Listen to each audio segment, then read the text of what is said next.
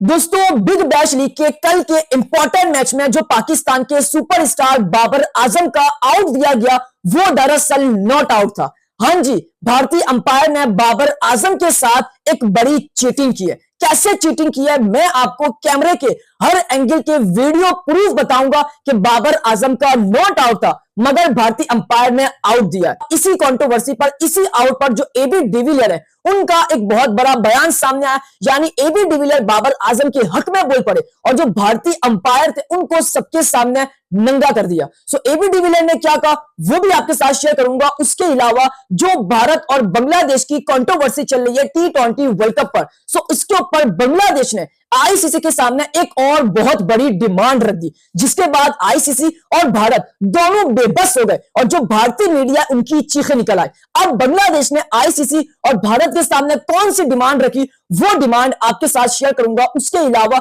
जो पाकिस्तान का T20 world cup का स्क्वाड है उसमें अब आपको दो बहुत बड़े सरप्राइज नजर आएंगे। कौन से दो सरप्राइज नजर आएंगे पाकिस्तान के स्क्वाड में वो आपके साथ शेयर करूंगा, लेकिन उससे पहले आप तमाम फैंस इस वीडियो को एंड तक देखना क्योंकि आज की वीडियो बहुत स्पेशल और इंटरेस्टिंग है। मगर उससे पहले आप तमाम फैंस इस वीडियो को लाइक, इस चैनल को सब्सक्राइब और बेल आइकन पर लाजमी क्लिक करें। अब दोस्तों सबसे पहले मेरा आपके लिए सवाल है कि बाबर आजम का कल आउट था या नहीं? कमेंट बॉक्स में आपने यस और नो लाजमी मेंशन करना है। अब बात करते हैं सबसे पहले इसी टॉपिक पर कि बाबर आजम का नॉट आउट था मगर आउट दिया गया। भारतीय अंपायर ने बाबर आजम के साथ चीटिंग की। दरअसल बिग बैश लीग का कल इंपॉर्टेंट मैच था सिडनी सिक्सर और पर्थ के दरमियान, यानी जो भी कल का मैच जीता वो बिग बैश लीग सीजन 15 का फाइनल खेलता। मगर अफसोस बाबर आजम की जो टीम थी सिडनी सिक्सर वो हार गए। लेकिन बाबर आजम के फैंस के बहुत सारे कमेंट्स आ रहे हैं, एसएमएस आ रहे हैं कि क्या अब बाबर आजम की टीम बिग बैश लीग का फाइनल खेल सकती है, यानी सिडनी सिक्सर क्या अब भी फाइनल में पहुंच सकती है? सो इसका जवाब है हाँ, बाबर आजम की टीम यानी Sydney sixer big bash league का फाइनल खेल सकती है। कैसे? आज एक प्ले ऑफ का इंपॉर्टेंट मैच है, यानी आज जो भी जीतेगा वो अगला जो प्ले ऑफ मैच होगा बाबर आजम की टीम के साथ खेलेगा और वो जो जीता वो फाइनल खेलेगा। यानी बाबर आजम की टीम के पास एक आखिरी मौका है, जो आखिरी प्ले ऑफ खेला जाएगा उसमें बाबर आजम की टीम यानी सिडनी सिक्सर को जीतना लाजमी है। उसके बाद बाबर आजम की टीम फाइनल में पहुंच जाएगी। लेकिन अब बात करते हैं कि बाबर आजम का क्या आउट था या नहीं। हाँ जी, बाबर आजम का वो नॉट आउट था लेकिन अंपायर ने वो आउट दिया। अब ये आप तस्वीर देखें कि भाई साहब साफ साफ क्लियर नजर आ रहा है कि बाबर आजम का नॉट आउट था लेकिन अंपायर ने इसको आउट करार दिया। मतलब क्या अजीब चीज है, बाबर आजम की किस्मत साथ नहीं दे रही। बाबर आजम जब जब बल्ले से रन्स करने की कोशिश करता है तो बाबर के बल्ले से रन्स नहीं आते, लेकिन जैसे बाबर अपने बल्ले से रन्स करने के करीब होता है तो भाई साहब वहां पर भारतीय अंपायर या भारतीय लोग सामने आ जाते हैं। अब इसी तरह कल भी कुछ ऐसा मंजर हुआ, बाबर आजम के ऊपर बहुत सारा क्रिटिसाइज हुआ, बाबर फ्लॉप हो रहे थे बिग बैश लीग में, बाबर के फैंस भी परेशान थे कि बाबर कब रन्स करेगा। और कल वो मैच था जिसमें बाबर रन्स करने की कोशिश कर रहा था मगर भारतीय अंपायर बीच में आ गए। अब आप ये तस्वीर देखिए, मैं आपको प्रूफ बताता हूं कि भाई साहब जब आप ये तस्वीर देखेंगे तो आप भी कहेंगे कि नॉट आउट था। यानी जब बाबर आजम क्रीज से निकलने की कोशिश कर रहे थे तो भाई साहब बाबर आजम स्टंप आउट हो गए अकॉर्डिंग थर्ड अंपायर के। यानी जब स्टंप आउट हुए तो अंपायर ने थर्ड अंपायर की तरफ फैसला किया और थर्ड अंपायर मौजूद था भारतीय अंपायर जिसका नाम सुनील करके कुछ है, और उसने बगैर कोई दूसरे एंगल देखे 4 रन आउट करार दिया। मतलब एक ही एंगल से चेक किया, डाउट लगा और आउट करार दिया। सो ये आप तस्वीर देखें कि जब विकेट कीपर ने स्टंप आउट किया, जब लाइट ऑन हुई तब बाबर आजम का पैर जमीन पे था यानी हवा में नहीं था, यानी बाबर का पांव चिपक गया था, मतलब बाबर क्रीज के अंदर थे। लेकिन जब विकेट कीपर ने स्टंप आउट कर दिया उसके बाद बाबर का पैर हवा में गया, यानी जब आउट किया था स्टंप आउट तब बाबर का पांव चिपका हुआ था जमीन पर।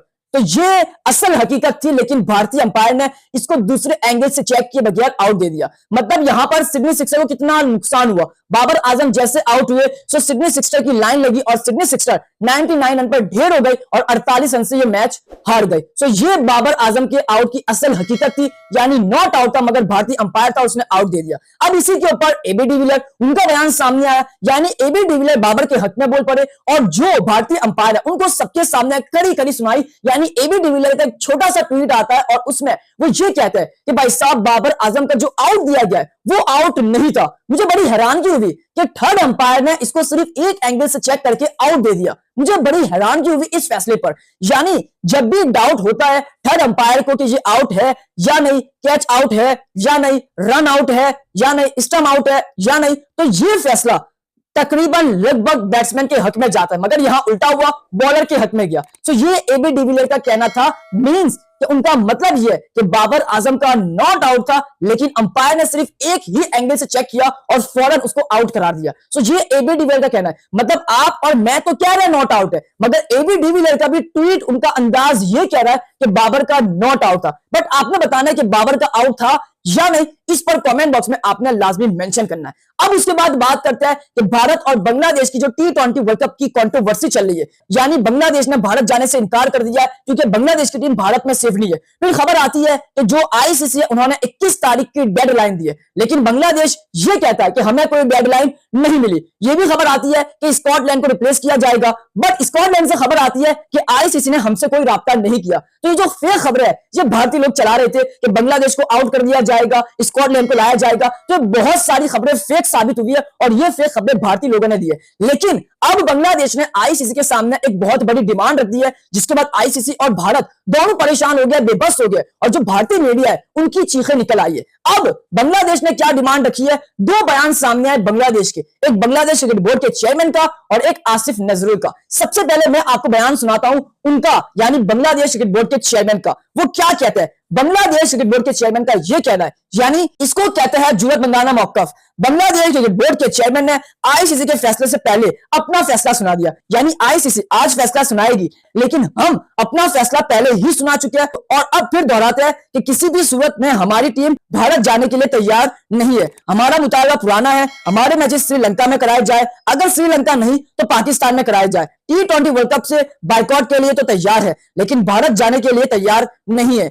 हमारा फैसला चट्टान की तरह है और वो हम कर चुके हैं। भारत अब हमारे टीम के लिए महफूज मुल्क नहीं रहा। ये बांग्लादेश क्रिकेट बोर्ड के चेयरमैन का फैसला, यानी उन्होंने सिंपल ये कहा कि भाई साहब आपको हमारी डिमांड माननी पड़ेगी, हम भारत नहीं जाएंगे। हमारे मैचेस पाकिस्तान में करा दें, हमारे मैचेस श्रीलंका में करा दें या किसी भी दुनिया के कोने में करा दें, मगर हम भारत नहीं जाएंगे। ये हमारा अटल फैसला है। यानी आईसीसी आज फैसला करेगा कि बांग्लादेश का क्या करना है, बट बांग्लादेश ने यह कहा कि हम आईसीसी के फैसले से पहले अपना फैसला सुनाते हैं और हमारा वही फैसला पुराना कि हम भारत नहीं जाएंगे। ये किसने कहा? बांग्लादेश क्रिकेट बोर्ड के चेयरमैन ने। लेकिन आसिफ नजरुल जो बांग्लादेशी है, उन्होंने क्या कहा? उन्होंने ये कहा, रात गए बांग्लादेश के वजीर के डायरेक्टर आसिफ नजरुल ने बांग्लादेश क्रिकेट बोर्ड के चेयरमैन के हमरा प्रेस कॉन्फ्रेंस करते हुए कहा कि इस पर कोई समझौता नहीं किया जाएगा। हम भारत के कोई गुलाम नहीं है, हम एक खुदगवार लोग हैं। क्रिकेट से ज्यादा हमारे लिए इज्जत अजीज है। हम अपनी टीम को भारत किसी भी हाल में नहीं भेजेंगे, हमें नुकसान उठाना पड़े। भारत कह रहा है कि हमारे साथ पाकिस्तान खड़ा है। हम डंके की चोट पर कहते हैं कि पाकिस्तान हमारे साथ है और हम पाकिस्तान के साथ है।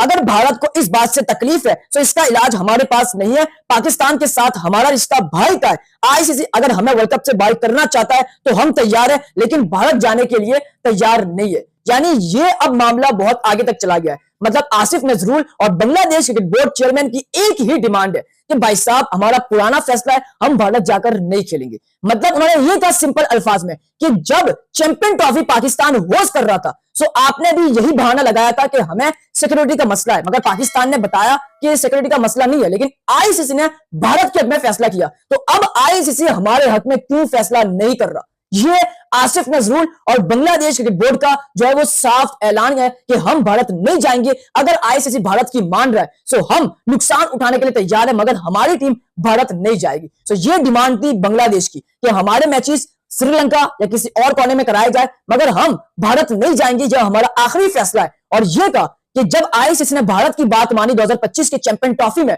भारत पाकिस्तान नहीं गया, तो अब हमारी डिमांड मानी जाए, हम भी भारत नहीं जा रहे क्योंकि हमें भी सिक्योरिटी का मसला है। तो ये बांग्लादेश ने आईसीसी को साफ अल्फाज में कह दिया, यानी दो टोक अल्फाज में कि हम भारत नहीं जाएंगे। तो ये बहुत बड़ी कंट्रोवर्सी है। अब इसका क्या बनेगा ये तो वक्त ही बताएगा, बट आपने बताना है कि क्या बांग्लादेश को भारत जाना चाहिए या नहीं, इस पर आपने लाजमी राय देनी है। अब बात करते हैं आखिरी टॉपिक कि भाई साहब जो पाकिस्तान का वर्ल्ड कप का स्क्वाड है उसमें अब आपको दो सरप्राइज नजर आएंगे। मतलब पाकिस्तान ने अपने 15 नाम फाइनल किए थे वर्ल्ड कप के और आईसीसी को भिजवाए थे, लेकिन अब पाकिस्तान बार बार स्क्वाड डिले कर रहा है, उसकी वजह सिंपल है कि पाकिस्तान के 1 से 2 स्लॉट ऐसे है जिसमें मसला है। लेकिन अब माइक हसन भी मैदान में आ गए और वो भी अब बोल पड़े पाकिस्तान की सिलेक्शन पर। यानी माइक हसन ये कहते हैं कि जो 15 नाम फाइनल हुए हैं उसमें 2 से 3 नाम जिसके हक में मैं नहीं हूं, यानी जो रिजर्व में उनको स्क्वाड में होना चाहिए और जो स्क्वाड में उनको रिजर्व में होना चाहिए, ये माइक हसन का असल कहना है। सो अब क्या पाकिस्तान के स्क्वाड में 2 सरप्राइज नजर आने जा रहे हैं। सबसे पहला सरप्राइज हारिस रऊफ का है।